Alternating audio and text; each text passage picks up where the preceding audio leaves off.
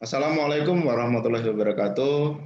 Nama saya Turgianto, Prodi HTN Angkatan 7, semester 3. Kali ini saya akan mempresentasikan atau membahas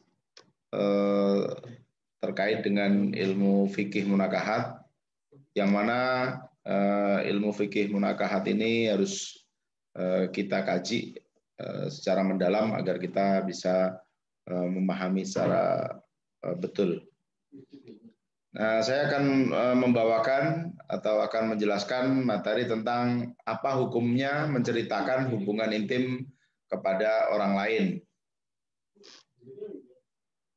Terus secara pemahaman ya, penjelasan hukum menceritakan hubungan intim dengan orang lain ya. Kalau secara nalar ya, itu sebenarnya ya tidak boleh gitu.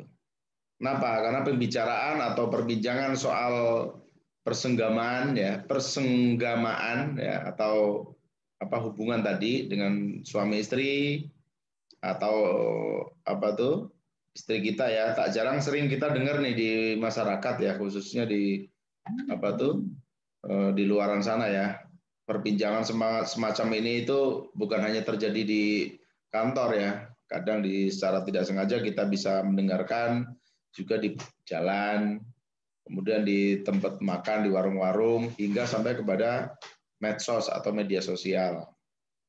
Hal ini dianggapnya biasa-biasa saja ya, bahkan mendatangkan satu kebanggaan tersendiri buat seseorang itu gitu. Ya, ketika dirinya dianggap hebat dalam urusan tempat tidur. Ya, secara hukum ya sebenarnya ini ya tidak boleh gitu, tidak baik gitu, karena nanti bisa dikatakan ini membuka aib kita sendiri gitu. Ya. Terus yang selanjutnya, kalau kita kaji dari beberapa dasar hukumnya gitu terkait dengan menceritakan hubungan intim kepada orang lain ini ya, itu ada beberapa ya dasar hukum ya. Membicarakan atau menceritakan persenggamaan kepada orang lain pada dasarnya adalah haram gitu. Haram berarti ya namanya juga haram ya, nggak boleh gitu ya. Para ulama ya mendasarkan keharaman hal tersebut dengan dua hadis ya. Berikut ini artinya, sesungguhnya orang-orang yang paling buruk kedudukannya di hari kiamat di sisi Allah adalah laki-laki yang menyetubuhi istrinya kemudian ia menceritakan rahasia istrinya. Ya, ini di dalam hadis HR Muslim atau ya HR riwayat Muslim. Duduklah, apakah seorang di antara kalian jika menjima istrinya di dalam sebuah kamar tertutup, kemudian dia keluar lalu menceritakan, aku telah berbuat dengan istriku begini dan aku telah berbuat dengan istriku begitu. Semua sahabat kemudian terdiam. Kemudian beliau menghadap kepada jamaah ya, gitu. Sabda Rasulullah, adakah di antara kalian yang bercerita begitu? Gitu. Seorang anak gadis Ka'ab lalu berdiri dan menoleh ke sana kemari agar Rasulullah dapat melihat dan mendengarnya. Demi Allah, sesungguhnya kaum perempuan pun biasa bercerita begitu. Terus kemudian, jika jadi jika ada suami atau istri, ini pengertiannya ya. Jika ada suami atau istri, kemudian dia menceritakan pada orang lain tentang hubungan intimnya dengan maksud membagikan diri atau sekedar agar orang lain mengetahui, maka hukumnya adalah haram gitu.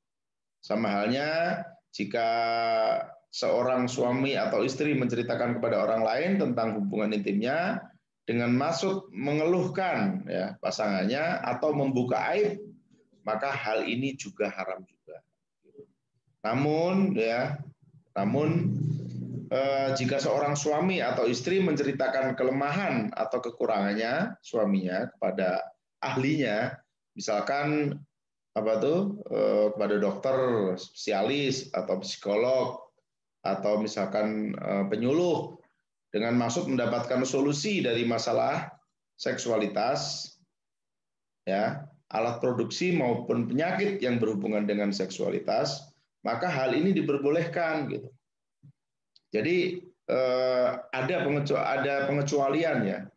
Jadi ketika misalkan menceritakan ya kepada orang lain dan orang lain itu emang dokter spesialis dengan tujuan tadi itu karena dia punya penyakit seksual, kemudian dia punya masalah dengan seksualnya, yaitu mungkin itu diperbolehkan. Itu syarat ya, bukan mungkin ya, tapi itu diperbolehkan dengan syarat semua tetap terjaga kerahasiaan agar orang lain tidak mengetahuinya. Artinya hanya orang itu dengan dokter saja gitu loh, tidak nanti kemudian melebar kemana-mana gitu.